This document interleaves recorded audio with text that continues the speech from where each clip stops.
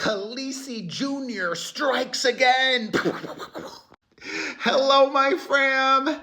Buckle up, sit down, grab a drink, because this is going to deliver all of the goodness. It is Perez, the queen of all media, the original influencer, and your number one source for everything It Ends With Us saga. Yesterday, I shared with you all the explosive letter from Justin Baldoni's attorney, Brian Friedman, who's also my lawyer but has not influenced me or given me any information. In this letter submitted to the court, he made some game-changing allegations. It's just bonkers. This letter was explaining to the court why, in addition to Taylor Swift, which I previously shared with you all that they subpoenaed, they also subpoenaed her lawyer and others that work at Venable, the law firm representing Taylor Swift. Baldoni's attorney said in this letter, a source who is highly likely to have reliable information said that Miss Lively requested that Taylor Swift delete their text messages. And Michael Gottlieb of Wilkie Farr, counsel for the Lively defendants, contacted a Venable attorney who represents Miss Swift and demanded that Miss Swift release a statement of support for Miss Lively, intimating that if Miss Swift refused to do so, private text messages of a personal nature in Miss Lively's possession would be released. Witness tampering and extortion, both bombshells. Well, in a sworn affidavit that was just submitted to the court moments ago, Baldoni's attorney makes even more allegations and details everything that he knows, plus threatens to expose his source. Let's do this. First, the sworn affidavit is in response to a motion to strike that Team Pinocchio's lawyers sent yesterday after the explosive Baldoni letter. Brian Friedman says, I submit this affidavit in opposition to the motion to strike filed on May 14th by Blake Lively regarding my May 14th letter elaborating on the basis for the Wayfarer Party's subpoena to Venable LLP.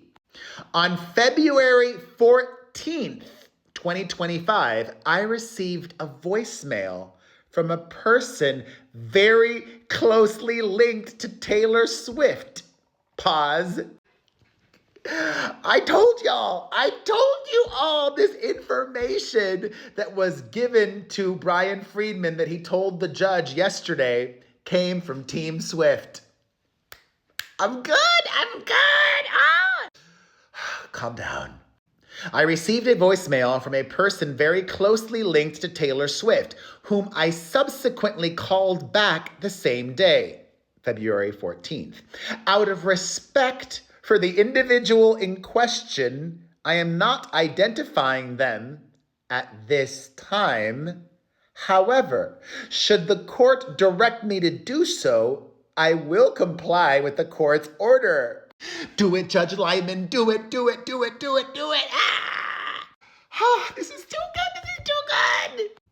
During the February 14th phone call, which lasted approximately 1 hour, the speaker told me they had been informed that J. Douglas Baldridge, counsel for Taylor Swift and a partner at Venable LLP, had received a phone call from Michael Gottlieb, counsel for Blake Lively and Ryan Reynolds, during which Mr. Gottlieb requested on Miss Lively's behalf that Taylor Swift make a social media statement in support of Miss Lively,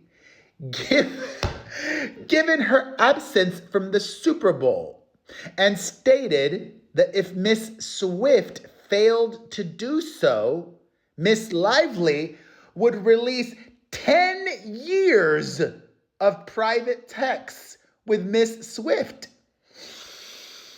What? Oh my God.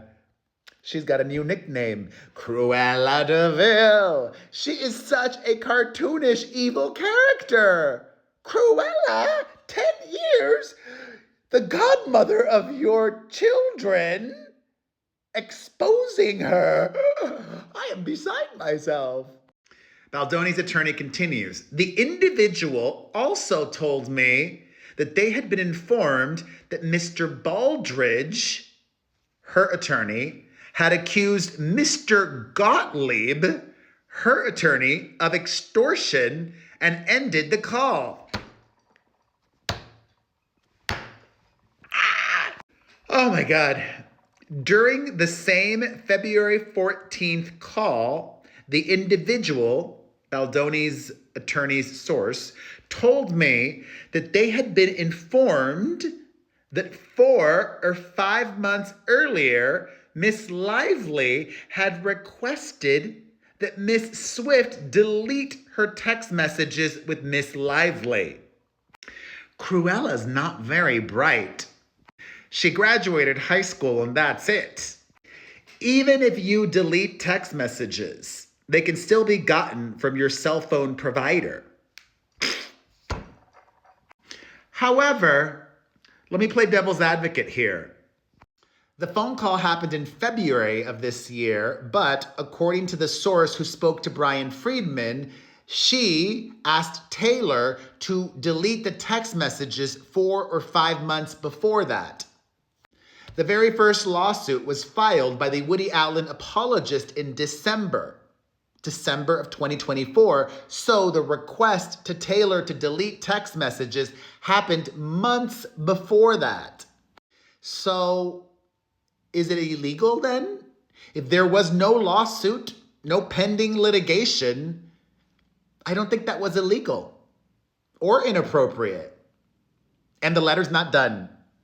In today's sworn affidavit, Baldoni's lawyer continues saying, I was connected to this individual through a mutual friend who informed me that the individual wanted to talk.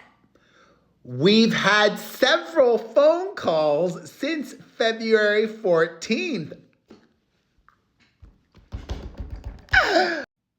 On a later call with the same individual, the individual told me that Mr. Baldridge, her lawyer, had sent a written communication to Mr. Gottlieb, her lawyer, relating to their phone conversation. Oh, she pays for good attorneys. Meaning, Swift's team wanted a paper trail. They wanted it to be verified what happened, so they sent this communication to Delulu's team. And therefore, Baldoni's lawyer says, my office issued a subpoena to Venable LLP for the purpose of seeking the aforementioned written communication. I declare under penalty of perjury, pursuant to the code, that the foregoing is true and correct.